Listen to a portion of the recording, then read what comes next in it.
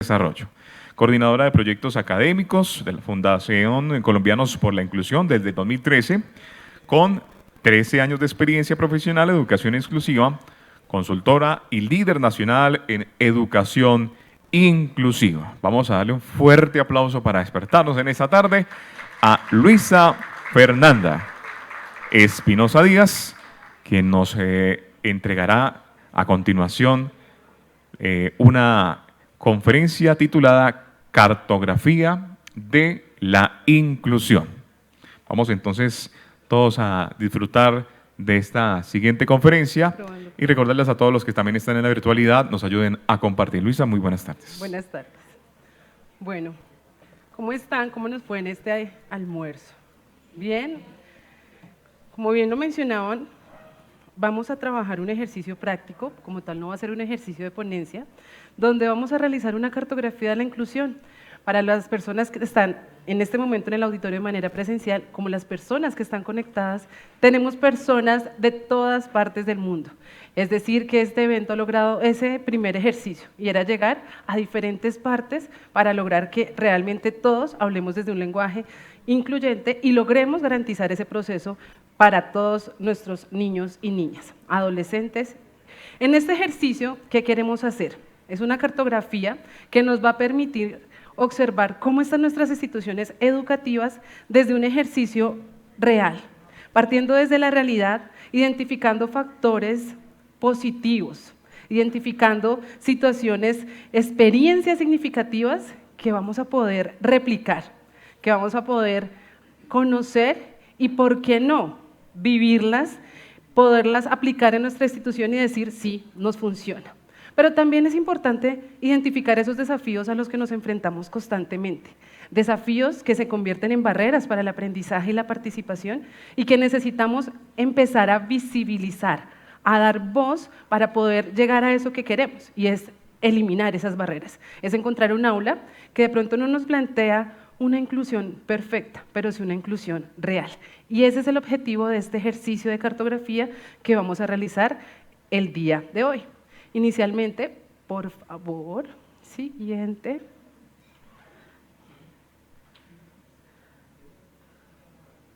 No está nubes. Permítame en un momento.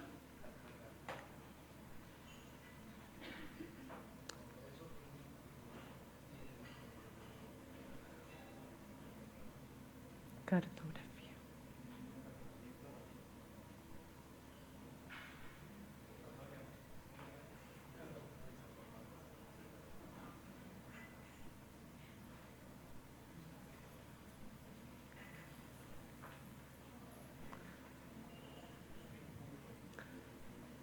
Para iniciar nuestro ejercicio de cartografía, creo que tengamos presente esta frase de Paulo Freire.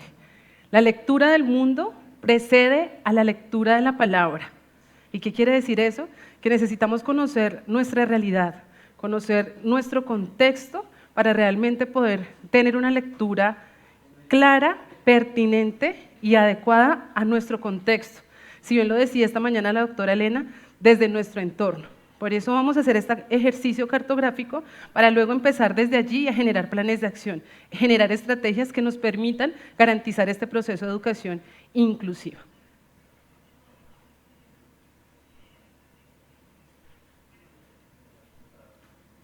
Ya. Quiero que todos miren sus manos, observen sus manos. De pronto vemos que la mano de mi compañero es más grande, es de un color diferente, tienen unas huellas totalmente diferentes, ¿cierto? Y en ese ejercicio podemos decir que nuestras manos, todas son diferentes, características particulares, pero sirven para crear, para construir, para cuidar, ¿cierto? En ese ejercicio también, cuando yo empiezo a observar las manos de mi compañera, la que está al lado derecho, al lado izquierdo, atrás, adelante de mi compañero, empiezo a hablar y a reconocer desde una diversidad, porque todos tenemos en nuestras manos particularidades, características que las hacen diferentes, pero que tienen un objetivo y es podernos permitir coger las cosas, llevar, escribir, ciertos objetivos que van a ser comunes, pero parten de unas características diferentes.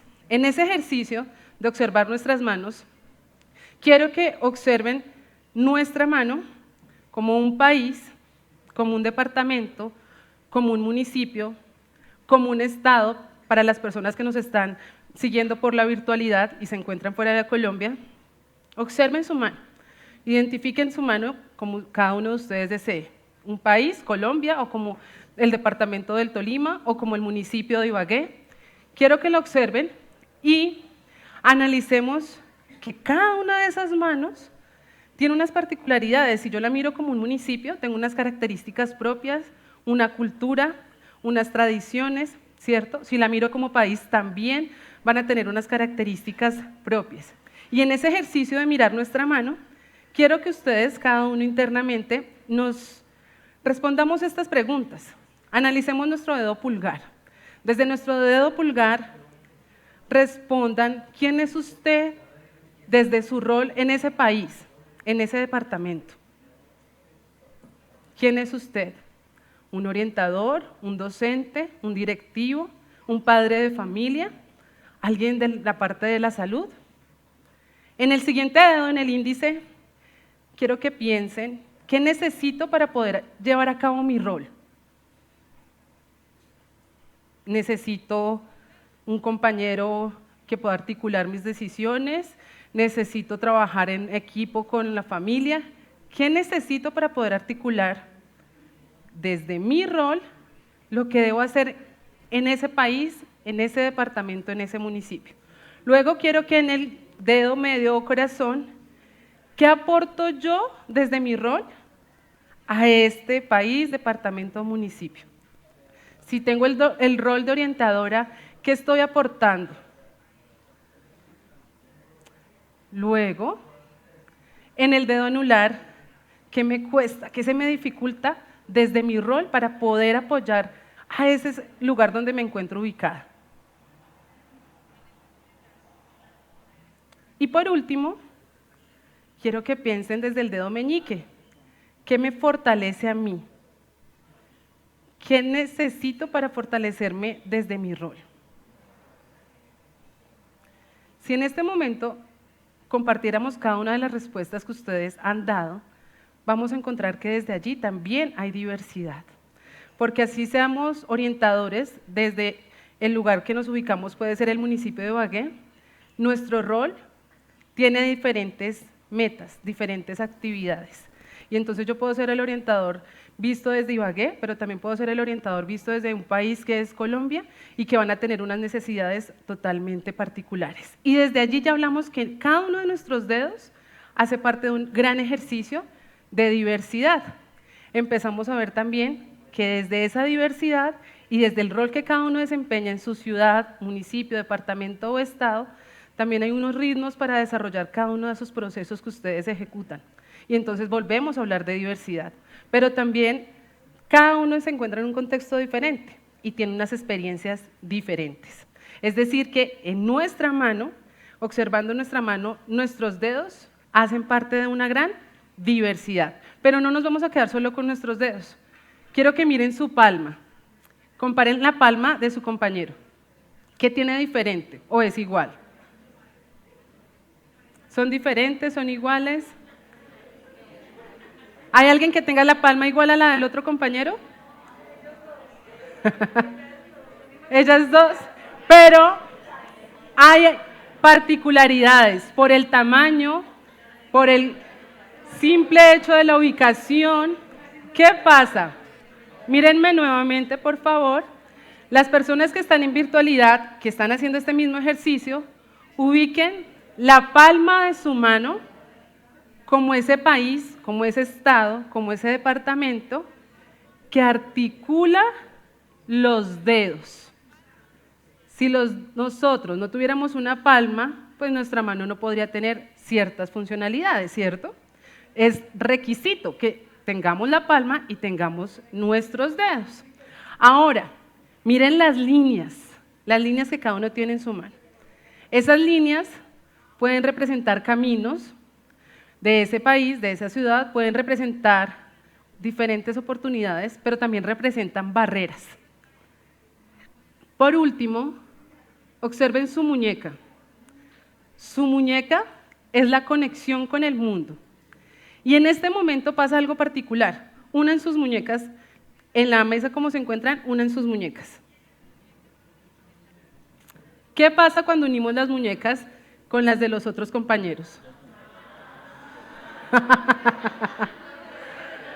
¿Qué ocurre? ¿Qué ocurre? ¿Qué ocurre cuando unimos nuestras muñecas con la de los otros compañeros?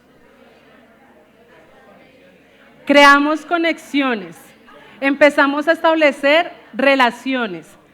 Si tomamos el ejercicio de que cada mano es un país, una ciudad o un departamento, empezamos entonces a ver que empezamos a conformar un mundo donde todos tenemos diferentes características, tenemos diferentes necesidades, pero también tenemos una meta y un proceso que por lo menos el día de hoy nos une. ¿Para qué? Para trabajar por ese proceso de educación inclusiva. Quiero que entonces pensemos, ¿qué pasa si una de las partes de nuestra mano, los dedos, la palma, la muñeca, no sirviera? ¿Qué puede ocurrir? ¿Tendríamos la misma fuerza para tomar un objeto? ¿Tendríamos la misma capacidad para poder apretar un objeto? Vamos entonces a empezar a encontrar ciertas necesidades de apoyo. Y va a pasar algo importante. La inclusión requiere que todos estemos articulados, así como nuestra mano, los dedos, la palma, la muñeca, debe estar articulada. Y en ese ejercicio de articulación, quiero que nos quedemos con estas dos frases. Así como ninguna mano sobra, en ese ejercicio que hicieron uniendo sus muñecas, ninguna persona sobra en la escuela. La educación inclusiva reconoce la diversidad y el potencial que tiene cada ser humano y se construye cuando trabajamos juntos. En la inclusión todas las manos importan para sostener el mismo mapa. Y en ese ejercicio del mismo mapa vamos a empezar entonces a crear nuestra cartografía, donde vamos a reconocer que cada uno de ustedes, como actores importantes de este proceso de educación inclusiva, deben estar articulados, deben estar unidos como lo está cada una de las partes de nuestra mano.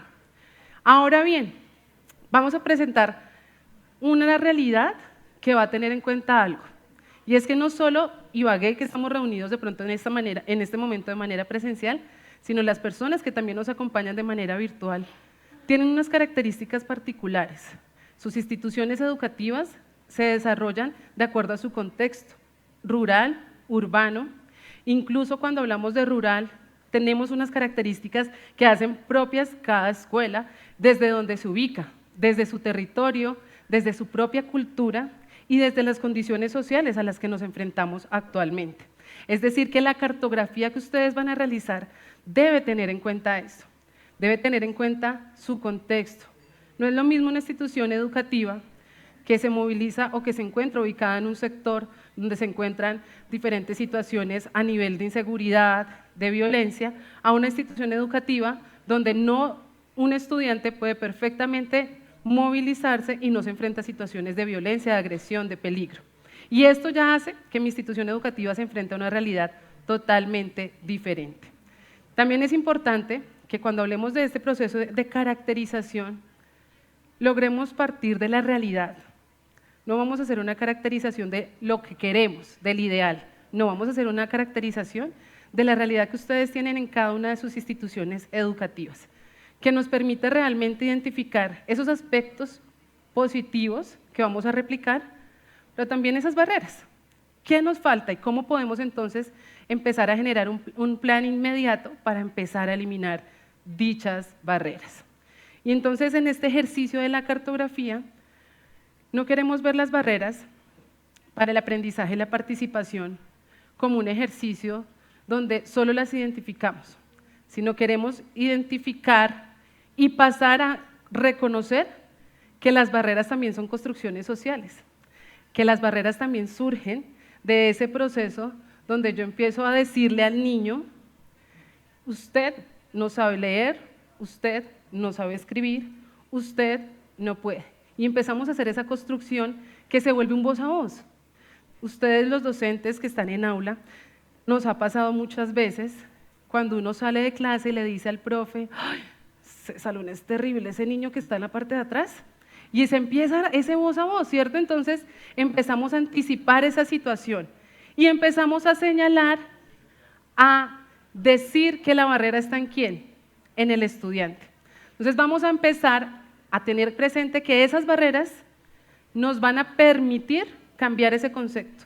Y vamos a decir también que esas barreras, que ese proceso de estigmatización, de señalar, surge incluso en el mismo contexto familiar del estudiante. Desde la familia empezamos también a generar ese voz a voz de esa estigmatización, de esas barreras. Por tanto, y por eso, no vamos a ver las barreras solo a nivel de la institución educativa. En esta cartografía también queremos ver si hay barreras a nivel familiar, si hay barreras que afectan desde el trabajo con las familias este proceso de enseñanza-aprendizaje. Y entonces aquí vamos a cambiar la pregunta y vamos a tenerlo presente al momento de identificar esas barreras. No es qué le falta al estudiante, no, es qué condiciones debemos transformar teniendo claro que las barreras están ¿dónde? En el entorno, en el contexto.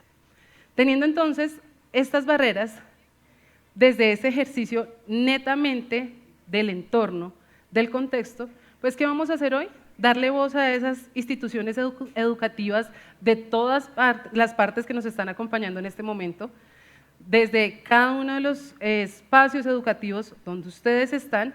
Sabemos que contamos también en este momento con personas de la gobernación, de la secretaría, de la parte administrativa, pues vamos a tomar como referente una institución educativa para poder hacer este ejercicio. Quienes están en instituciones educativas van a tomar como referente su institución para lograr ¿qué? Primero, darle un nombre a esa barrera.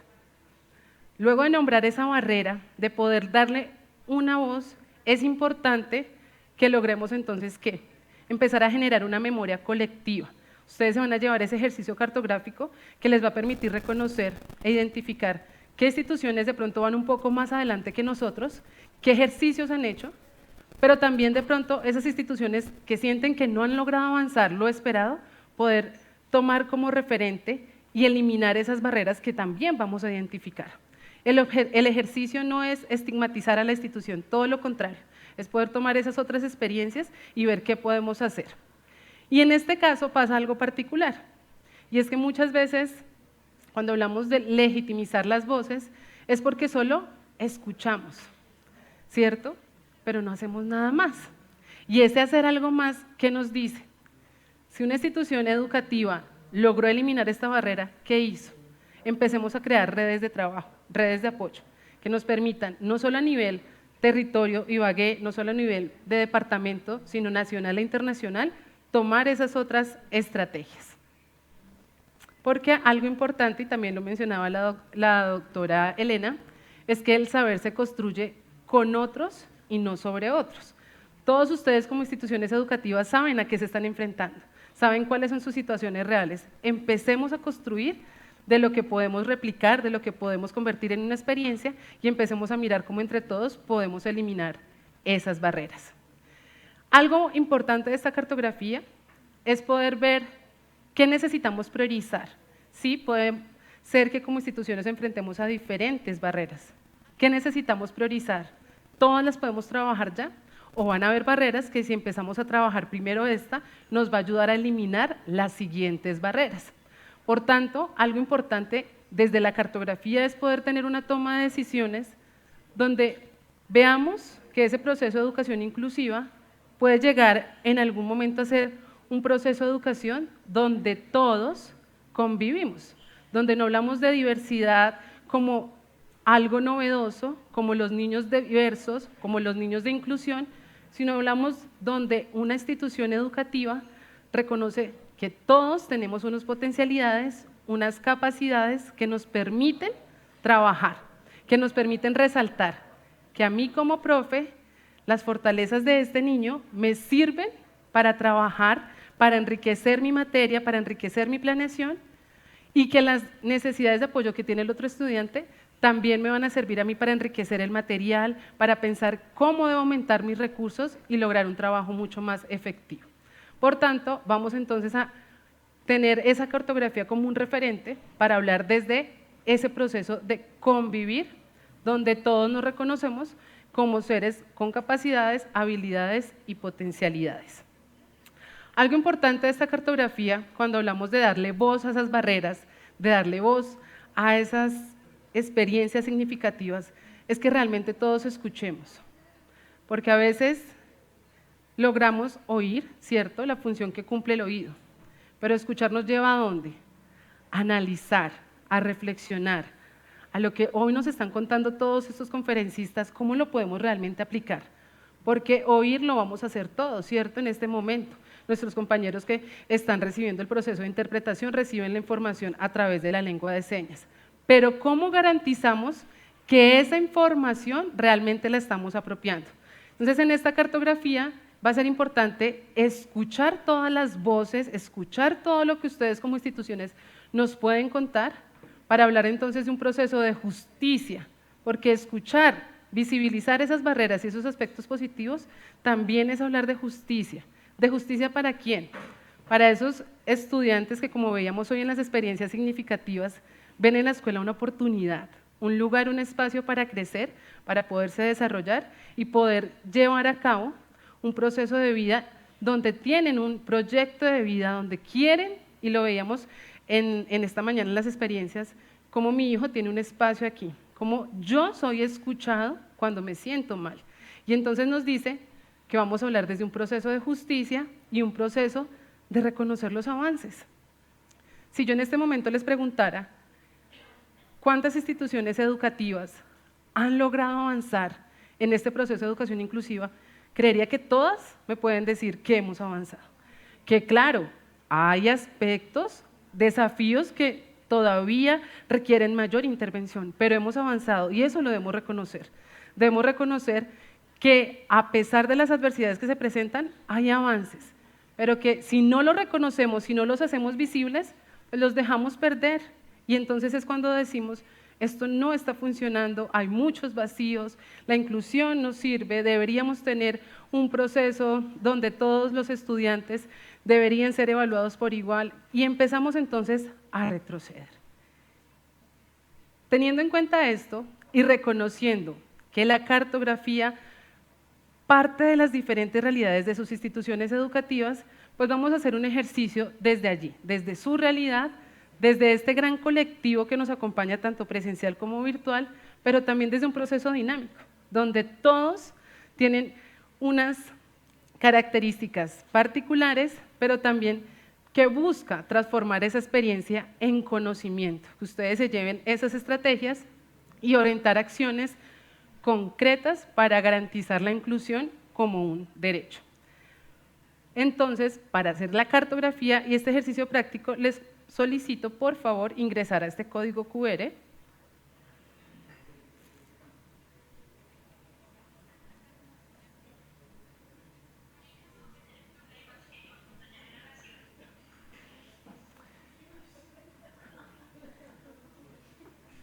Me regalas. ¿Ya les va abriendo? Perfecto.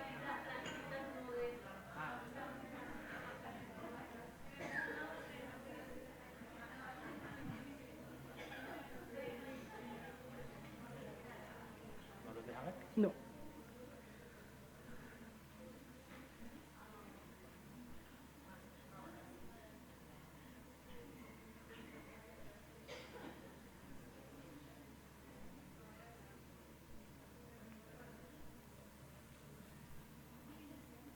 Si ya lo lograron abrir, vamos entonces a empezar a diligenciar toda la información. Recuerden que como también tenemos participantes internacionales, van a encontrar desde país, departamento, municipio, y vamos a seleccionar 3 principales barreras que ustedes identifican en su institución educativa y también 3 aspectos positivos.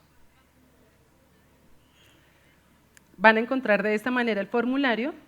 Este formulario hace parte de un ejercicio de cartografía de la inclusión, cuyo propósito es escuchar las voces de todas las instituciones educativas, reconocer sus avances, identificar barreras y visibilizar los desafíos compartidos en la implementación de la educación inclusiva. Las respuestas permitirán construir una lectura colectiva y territorial que será socializada de manera general. Este ejercicio no tiene fines evaluativos ni sancionatorios.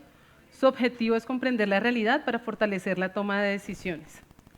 Tu participación es fundamental para seguir construyendo una educación inclusiva basada en la escucha, el respeto y la corresponsabilidad. Nuestro ejercicio busca conocer cuál es nuestra realidad actual, a qué nos estamos enfrentando y qué vamos a poder replicar.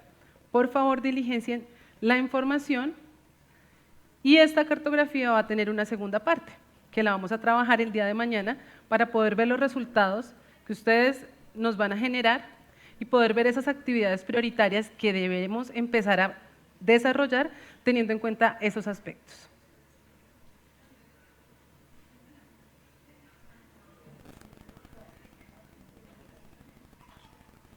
Recuerden que de pronto las personas que vienen de Gobernación, de Secretaría de Educación, las personas que están conectadas de otras entidades, tomemos como referente una institución educativa para poder hacer ese ejercicio. ¿Cuáles son esas barreras que aún se están presentando, pero también esos aspectos positivos desde esa institución educativa? El objetivo es poder identificar realmente si una de las grandes barreras es el ejercicio de la formación o una de las grandes barreras es la barrera actitudinal. ¿Cuáles son esas barreras que predominan en nuestra institución educativa y de la cual tenemos que empezar a crear actividades inmediatas? Pero también reconocer esos aspectos positivos. De pronto todos podríamos pensar que uno de los aspectos positivos que tenemos es el trabajo con familia. Y ese trabajo con familia que permite articular tanto el desarrollo de una planeación, un proceso que se desarrolla en el aula, pero que también llega a casa. Y eso es lo que queremos saber. ¿Esos aspectos positivos predominan en la mayoría de instituciones o solo están predominando en ciertas instituciones? Esas barreras predominan. Lo que más se repite nos va a permitir empezar a tener ese patrón, esas características, y desde allí generar esas actividades prioritarias.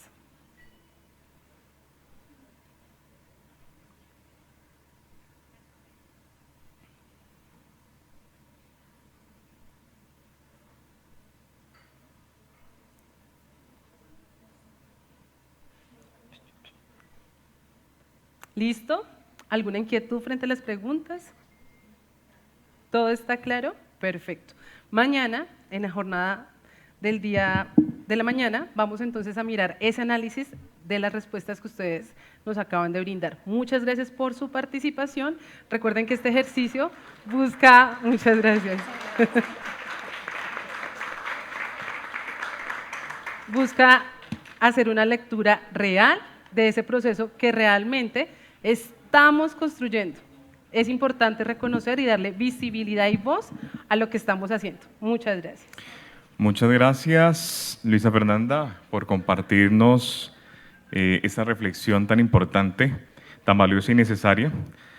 Sus ideas fortalecen este congreso y nos inspiran a seguir transformando prácticas en favor de la inclusión. La Secretaría de Educación de Ibagué y la Fundación Colombianos por la Inclusión desean entregarle un detalle de reconocimiento por su aporte. Y vamos a darle un fortísimo aplauso a Luisa Fernanda por este aporte tan importante. Buenas tardes para todos.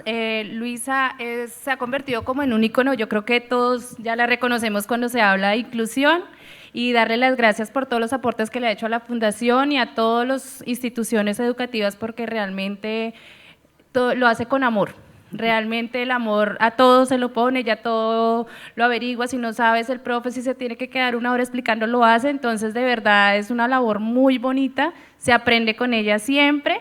Entonces, mil felicitaciones y gracias por todos tus aportes. Muchas gracias. Muchas gracias.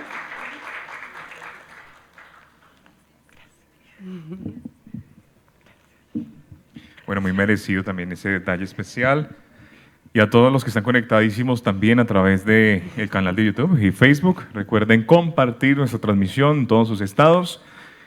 Y también, obviamente, darnos like, me gusta También pueden formular sus preguntas, igualmente a través del chat, para que seguidamente los podamos leer aquí en vivo y poderles dar a ustedes también contestación de cada una de sus inquietudes.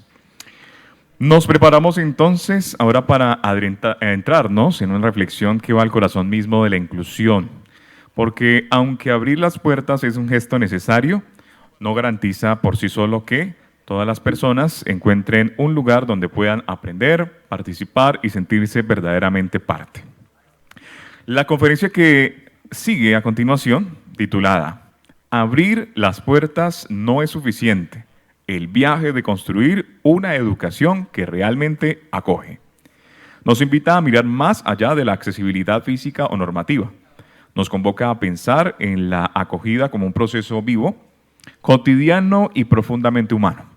Un viaje que implica transformar prácticas, actitudes, lenguajes y relaciones dentro de la escuela.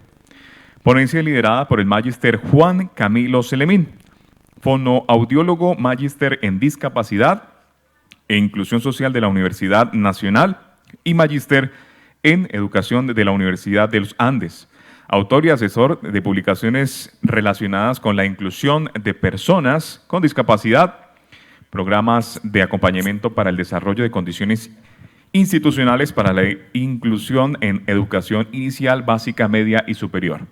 12 años de experiencia relacionados con coordinación, gestión de proyectos, conformación en redes virtuales de maestros, asesoría en accesibilidad web y uso pedagógico de las TIC con maestros y 6 años como docente en diferentes instituciones de educación superior del país en modalidad blended. Ha sido coordinador del área de educación en el Ministerio de Educación y asesor de despacho del viceministro de Transformación Digital. Actualmente secretario de Educación de Fusagasugá. Demos la bienvenida y un fuerte aplauso al magíster Juan Camilo Selemín, quien hoy nos estará entregando la conferencia Abrir las puertas no es suficiente. El viaje de construir una educación que realmente acoge. Bienvenido, muy buenas tardes. Bueno, muy buenas tardes para todos y todas. Bueno, resulta que una cosa es uno plantear desde escenarios académicos una propuesta de una educación inclusiva, una educación que no segrega, toda una propuesta del diseño universal para el aprendizaje y hacer una cantidad allí de orientaciones y material que por supuesto es importante. Pero otra es llegar entonces a una Secretaría de Educación y realmente poner sobre la mesa qué significa hablar de inclusión. No solamente como la posibilidad de estar ocupando una silla para cierto tipo de población específica, como si fuéramos o estuviésemos hablando de el grupo de inclusión con el profesor de inclusión y terminamos entonces con una oferta limitada, sino hablar de lo que plantea ese ODS 4 cuando habla de inclusión y equidad en la educación como una propuesta que debe permear a todo el sistema educativo. Y digo que es un reto grande porque ahí nos empezamos a enfrentar con una cantidad de cosas que hace que en este momento vayamos a este reto y por eso le puse así a este espacio. Y es abrir las puertas, no necesariamente tiene que ver con implementar esa oferta educativa para todos y todas, sino que tenemos que tener varios componentes allí que son importantes a tener en cuenta. Entonces vamos a ir a la siguiente diapositiva, por favor. Listo, entonces de entrada Fusagasugá quería contarles que significa mujer que se esconde tras la montaña. Queda más o menos, dependiendo del trancón, a 2 horas y media de acá, y ese cerro que se ve ahí es el cerro del Quininí. No sé si ustedes pueden observar ahí que pareciera que estuviese una mujer acostada, ¿cierto? Y lo que está aquí entonces es Fusagasugá, los edificios que alcanzan a ver allí. Y esta se parte, ¿sí? Imaginémonos que allí está la mujer, está en la montaña y ahí sale el nombre de Fusagasugá. Y esto precisamente fue hace unos meses en un evento que se hizo en el Ministerio de Educación y fue el Foro Educativo Nacional. Y me llamó mucho la atención que el ministro puso sobre la mesa allí esa necesidad de hablar de esa educación que acoge a todos y estuvieron esos 3 niños de nuestras instituciones educativas diciéndole, ministro, esta es la educación que nos soñamos. Y esa es la chaqueta que hace parte de este reto con la cual me voy a todas las instituciones y recalco que una educación o el propósito de nuestra apuesta es hablar de que en Fusagasugá estamos apuntando a una educación que debe ser acogedora, inclusiva y de calidad. Esos tres elementos entonces nos dan paso a los siguientes componentes. Vamos a pasar, a ver si lo logro desde acá. Ahí. Bueno, Fusagasugá es conocida como la ciudad jardín de Colombia, ¿cierto? Entonces, parte, digamos, de la reflexión que empezamos a hacer con los docentes en ese inicio de entender qué era hablar de educación inclusiva y por qué la importancia de los primeros años fue esta analogía con el bambú japonés, que quiero leérselas a continuación. Dicen que después de sembrar una semilla de bambú japonés, no sucede nada durante los primeros 7 años. No se ve aparentemente ningún cambio visible, aunque el agricultor la riegue y la cuide con dedicación todos los días. Sin embargo, en el 7º año, en un lapso de 6 semanas, el bambú crece más de 30 metros de altura. Ahora bien, la pregunta es, ¿tardó realmente solo 6 semanas en crecer? No. Durante esos 7 años, el bambú estaba echando raíces profundas y fuertes bajo la tierra, preparándose para sostener su crecimiento. Quizás porque tiene raíces tan profundas, es que luego hablamos de la flexibilidad que tiene dicho árbol. Entonces, con esa analogía, entendiendo que somos la ciudad jardín de Colombia, empezamos a revisar qué teníamos que hacer para garantizar que nuestros bambús japoneses de Fusagasugá realmente pudieran echar raíces y el marco, digamos, de ese respeto a esa diferencia o a esa diversidad. Siguiente, por favor. Hablar entonces de esa educación inclusiva, pues tiene que ver con garantizar esas 4 P's, que no se queden solamente en el papel. Es decir, se abre la puerta, sí, hay un tema de acceso que es muy importante, pero debemos hablar necesariamente no solamente de aprendizaje, sino de participación.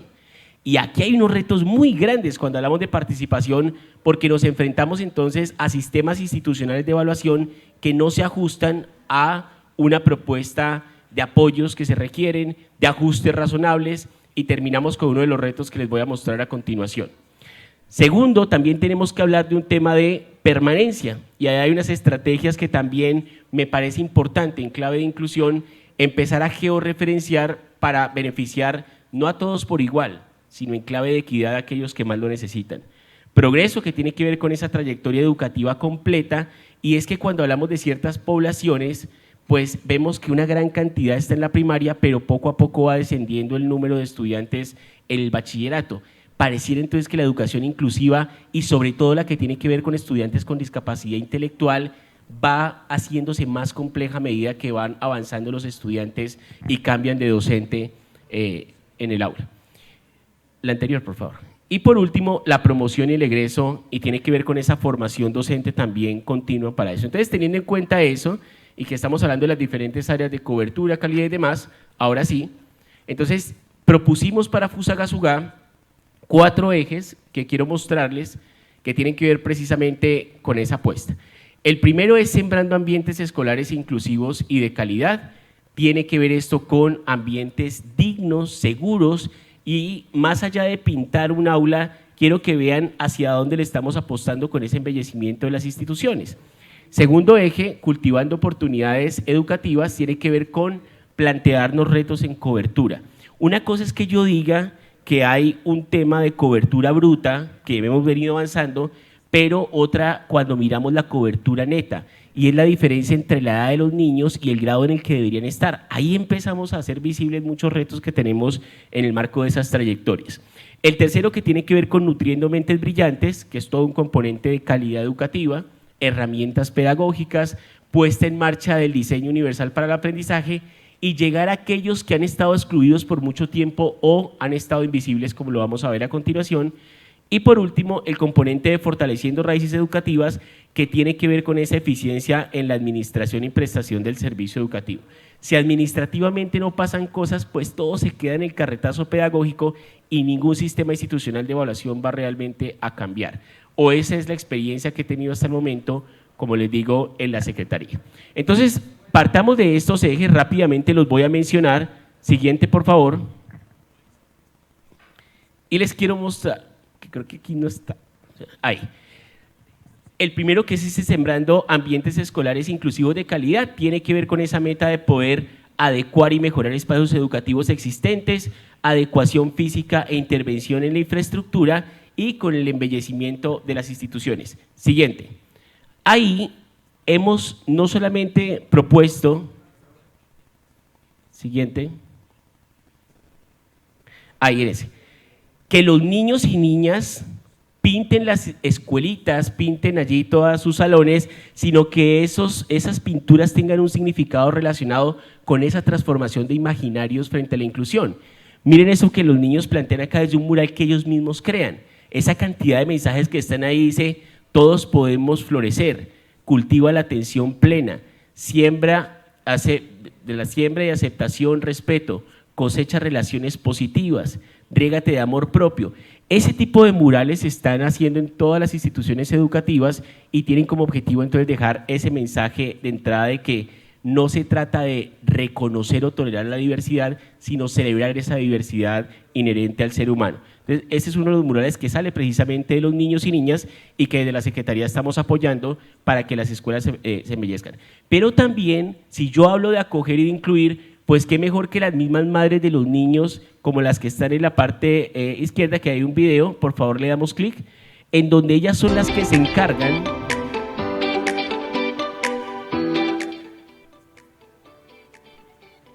Bueno, ahí hay un videíto que va a correr, ahí.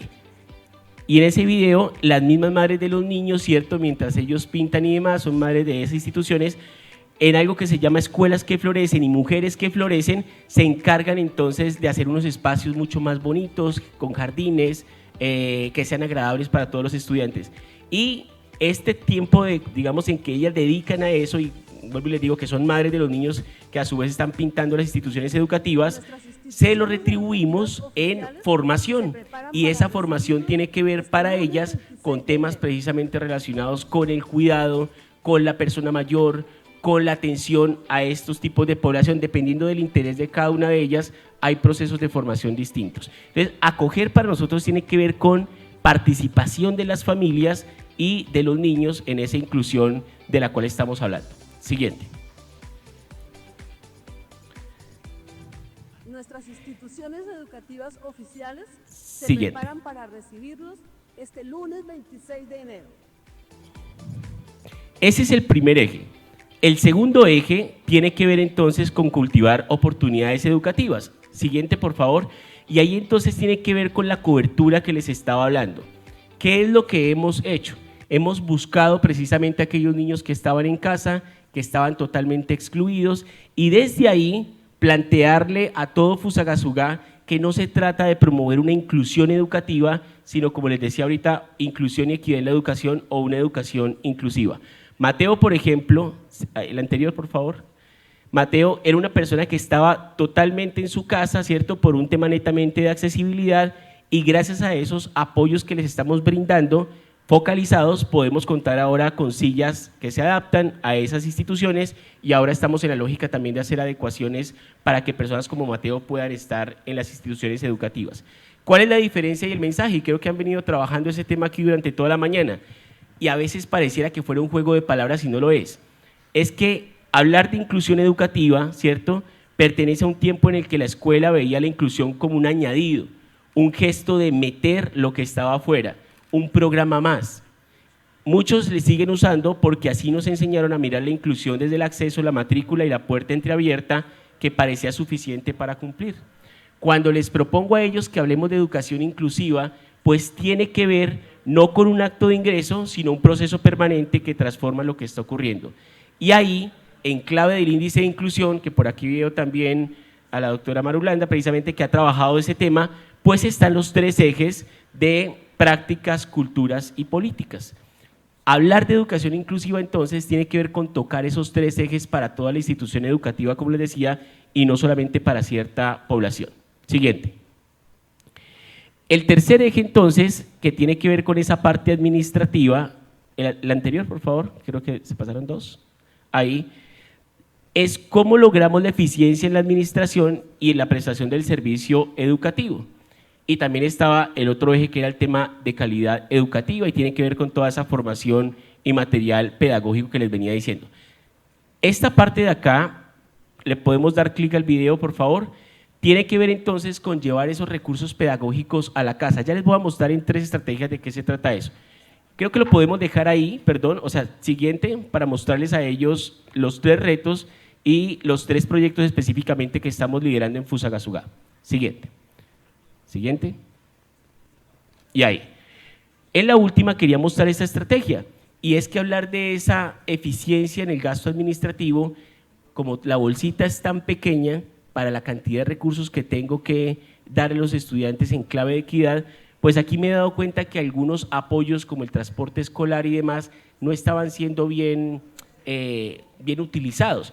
Entonces, lo que estamos haciendo en este momento es precisamente con georreferenciación, mirando cuáles son aquellos estudiantes en clave de ruralidad, de personas que tienen movilidad reducida, para garantizar esos servicios de transporte y de adecuación de las instituciones educativas en Fusagasugá.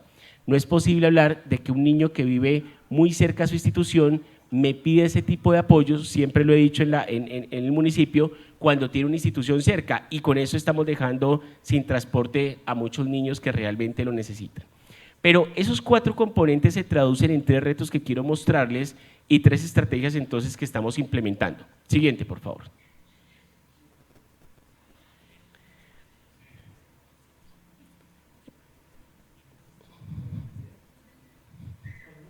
Ahí, el primer reto. 3 retos con esos 4 componentes y les cuento la experiencia que hemos tenido en Fusagasugá. El primer reto que les decía tiene que ver con la alta reprobación y deserción en Fusagasugá.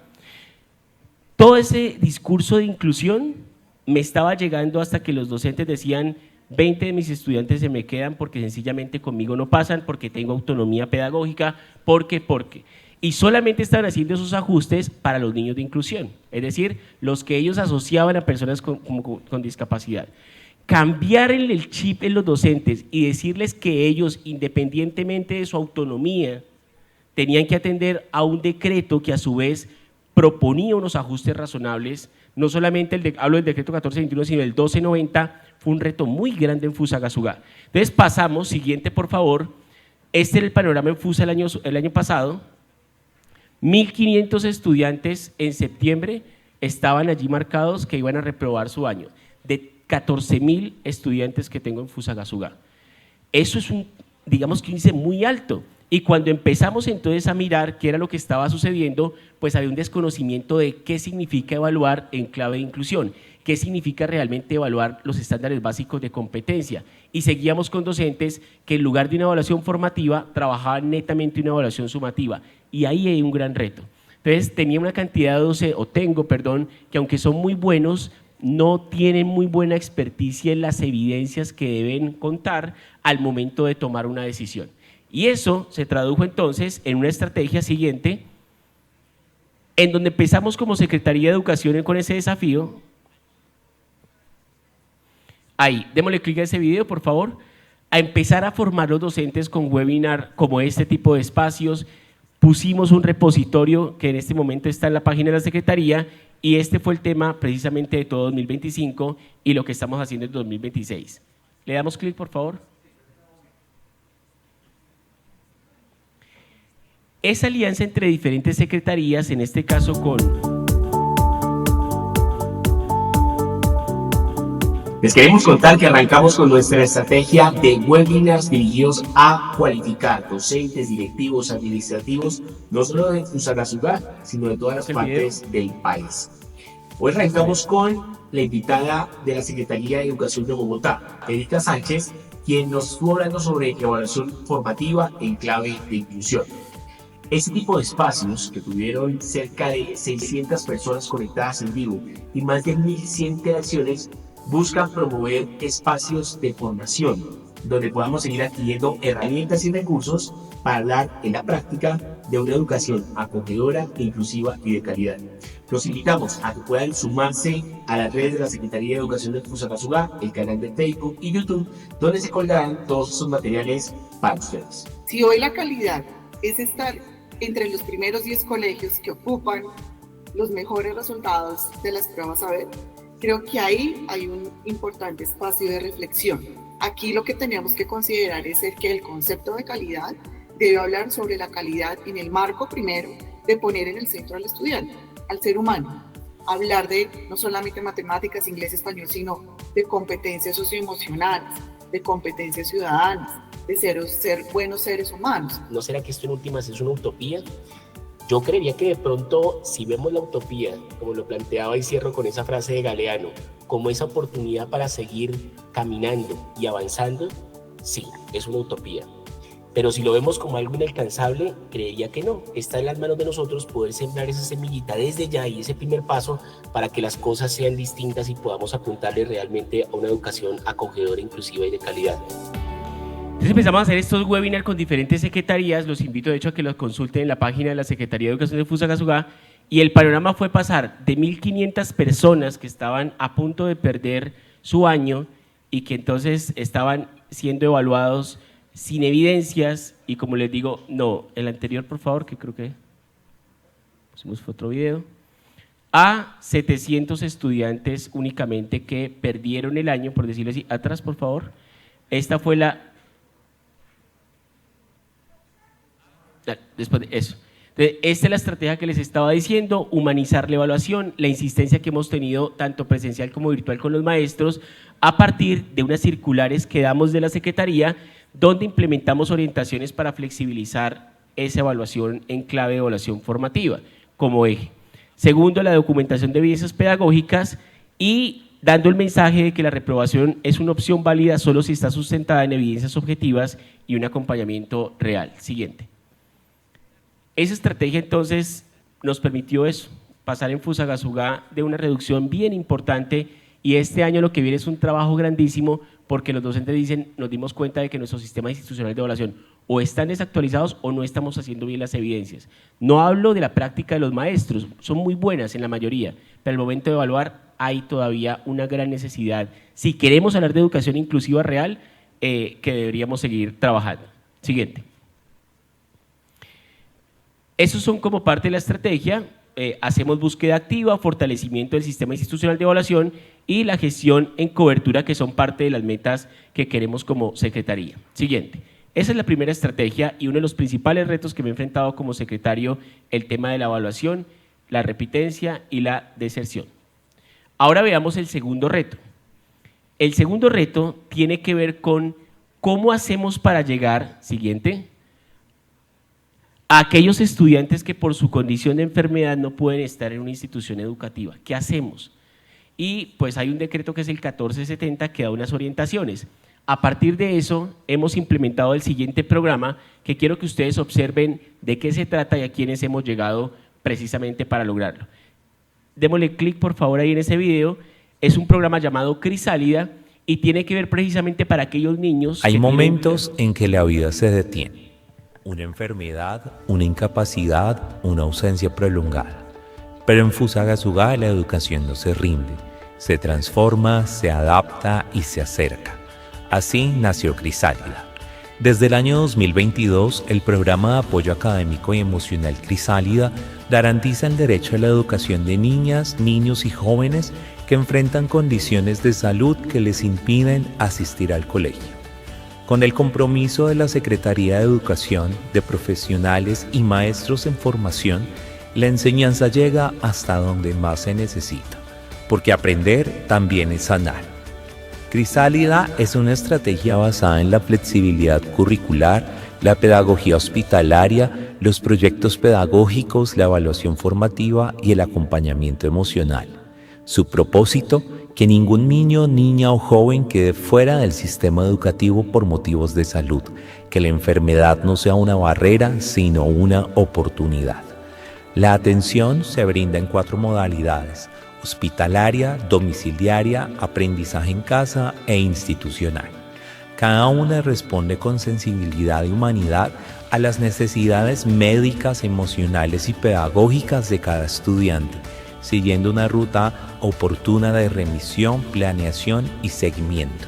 Un proceso ético, riguroso y profundamente humano que une a la familia con la escuela. En 2023, Crisálida fue reconocida como una de las mejores buenas prácticas del país por el Ministerio de Educación Nacional, un logro que demuestra el poder de educar con el corazón. Crisálida es más que un programa, es una metáfora viva, en donde la educación se convierte en abrigo, en puente, en posibilidad. Porque cuando se educa con el corazón, hasta las alas más frágiles pueden volver a volar. Este programa nos ha permitido entonces, no se trata de una propuesta segregadora por discapacidad, ojo a eso, sino situaciones de enfermedad o quizás una incapacidad que hacen que un niño o niña pueda estar un mes por fuera o un mes en adelante en su casa y requiere entonces de que se le garantice ese derecho a la educación. Y aquí ha sido clave algo, la apuesta o el reto más grande ahora es pasar de ese piloto a un acuerdo. De hecho ahorita estábamos en una sesión del consejo porque si todo sale bien se va a hacer un acuerdo para destinar unos recursos año a año, si no todo eso se convierte en una buena voluntad de alguien, en donde esos recursos permitan con una inversión propia, con sistema general de participaciones, lograr ese tipo de programas. Tenemos entonces en ese proyecto de acuerdo ya y evolucionando ese programa la posibilidad de que el niño reciba atención domiciliaria como la que ustedes veían ahí, pero también dotamos a los niños de unos portátiles con internet. Y ese internet sirve para que igual no se desconecten de las actividades que tienen en la institución educativa, sino que los profesores, en una modalidad tipo blend, podríamos decirlo, puedan seguir conectados en ciertas clases y también un apoyo emocional para los estudiantes con las orientadoras. Y por último, tenemos un apoyo ya con la Secretaría de Salud que estamos buscando precisamente para trabajar ciertos espacios y que vuelvan a ser colectivos, porque Crisálida se trata de un programa transitorio, no para que el niño en lo posible culmine su año escolar allí, sino que vuelva al aula de clases. Siguiente. Esto es lo que nos ha permitido entonces desde Crisálida tener una atención educativa oportuna en términos de acceso y calidad, una continuidad y es la reinserción al sistema regular de los que estaban por fuera, una pedagogía flexible a partir de un modelo basado en proyectos, el desarrollo integral a partir de las competencias académicas, sociales y emocionales, en donde se evalúa de manera integral al estudiante, el apoyo y la participación de la familia, que también es muy importante, y alianzas con salud y educación superior para cada uno de estos niños en situación de enfermedad. Ese es el segundo programa, digamos, que le apunta a ese reto que les acababa de mostrar. ¿Cuál es nuestro...? Con esta frase, de hecho, les estaba mostrando a los concejales el acuerdo. Aprobar este acuerdo es un acto de justicia, equidad y reparación. Ningún niño en Fusagasugá abandonará sus sueños por la enfermedad. Creo que de eso se trata la realmente educación inclusiva. Todas esas poblaciones que, insisto, se han quedado por fuera y son invisibles. Y el tercer reto tiene que ver con algo que es el desconocimiento de las rutas para la atención de situaciones de convivencia en las instituciones educativas. Y es que eso sí que es bien complejo porque en el imaginario de muchos rectores, coordinadores y profes sigue estando que el hecho de que el niño no porte un uniforme, lleve el cabello de determinada manera, tenga o no cierto gusto o afinidad por algunas cosas que hacen parte de su identidad, eso es sinónimo de no puede ingresar a estudiar, usted tiene que cambiarse de colegio, usted. El reto más grande ha sido convencer además a los colegios privados que no es que ellos estén por fuera de la norma. La educación es pública, solo que la imparten actores privados y actores oficiales. Y desde ahí, pues la Secretaría de Educación debe velar para que esa libre desarrollo de la personalidad sea de los niños, para que haya una autonomía también y unas rutas, unos protocolos que se cumplan en los manuales de convivencia. Este año, producto de todo eso, ese trabajo que hemos hecho, sale esta guía que tiene dos fotos que para mí son muy importantes en clave de cambio de imaginarios de los profes en Fusagasugá. La primera, esos resaltadores que les transmiten a ustedes, le digo yo a los profes, que cuando hablamos de convivencia escolar, ¿qué es lo importante? Cuando hablamos de esa calidad educativa, ¿qué les transmite a ustedes? ¿Qué intentamos decir con esos resaltadores? ¿Cómo? Diversidad. Es decir, fíjense que ¿cierto? Hay la cantidad de colores de los resaltadores. El objetivo de la educación no debería ser homogenizar, entonces decir un solo color, sino precisamente la convivencia tiene que ver con ese reconocimiento y celebración de eso que es diverso. Segundo, este niño fue el que le entregó el cofre al ministro con todos los sueños de los niños de Fusagasugá y ese mensaje me parece muy potente porque hace parte, insisto, de un trabajo que venimos haciendo por meter esa palabra de educación acogedora, inclusiva de calidad en la voz de los niños. Dice, en este cofre hemos depositado nuestros deseos sobre cómo queremos que sea la educación del futuro, una educación con más oportunidades, más alegría, más inclusión y más amor por aprender. Esperamos que con el paso de los años nuestros sueños se hagan realidad para que todos los niños, niñas, adolescentes, jóvenes y adultos puedan construir un mejor futuro a través de la educación. De ahí, debo serles sincero, yo le agregué lo de niños, niñas, adolescentes, jóvenes, pues para que me quedara cierto, pero de resto son palabras de 3 niños que le dijeron al ministro, esta es la educación que nos soñamos en Fusagasugá.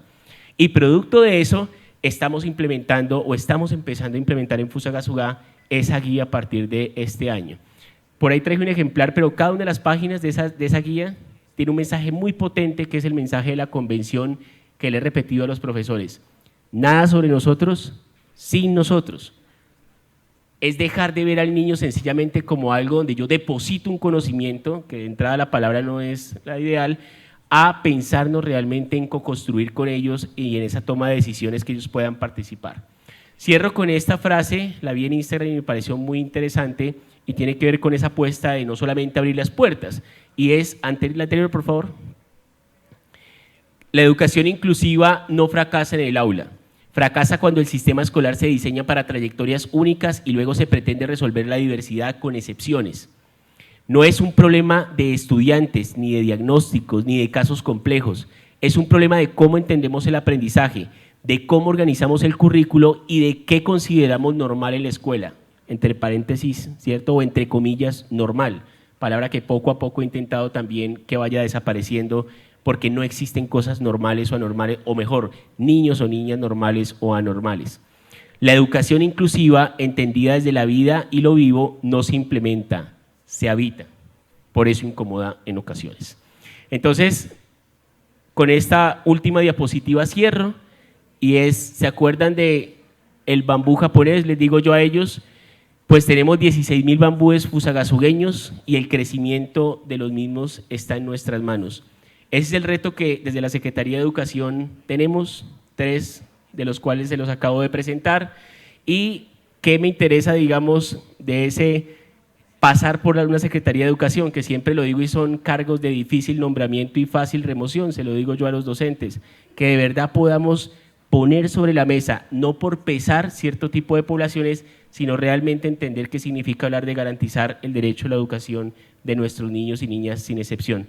Así que muchas gracias por permitir contarles qué estamos haciendo en Fusagasugá y los invitamos a que puedan conocer cada una de las experiencias que ahí les puse y un repositorio que estamos creando con todos estos webinars que se hicieron en pandemia, cada uno de esos documentos que tienen detrás estas apuestas, y creo mucho en ese trabajo en red. Gracias por la invitación, de verdad, a colombianos también por la inclusión. Juan Camilo, muchas gracias. Su intervención pues nos deja también aprendizajes que seguirán resonando en este encuentro y en nuestras instituciones. Juan Camilo, no se me vaya, por favor. Agradecemos su claridad, su experiencia y su compromiso con la educación inclusiva. Y en nombre de la Secretaría de Educación de Ibagué y la Fundación Colombianos por la Inclusión, queremos hacer la entrega de este detalle como expresión de nuestro agradecimiento. Démosle un fortísimo aplauso a nuestro conferencista, el Magister Juan Camilo Celemín. Bueno, muchas gracias. Y vamos entonces con un pequeño receso. ¿Sí? Me dicen por acá, me informan que vamos con un pequeño receso para continuar a partir de las 3:45 en punto. ¿Sí? Continuaremos nuevamente con la segunda parte de la jornada de la tarde. Les invitamos para que hagamos esta pausa, renovemos energía, para que en la recta final de nuestra jornada de la tarde podamos estar con todas las pilas. Les invitamos a disfrutar de un break de 20 minutos, un espacio cortico para poderse hidratar, conversar, tomar un respirito antes de continuar con las próximas.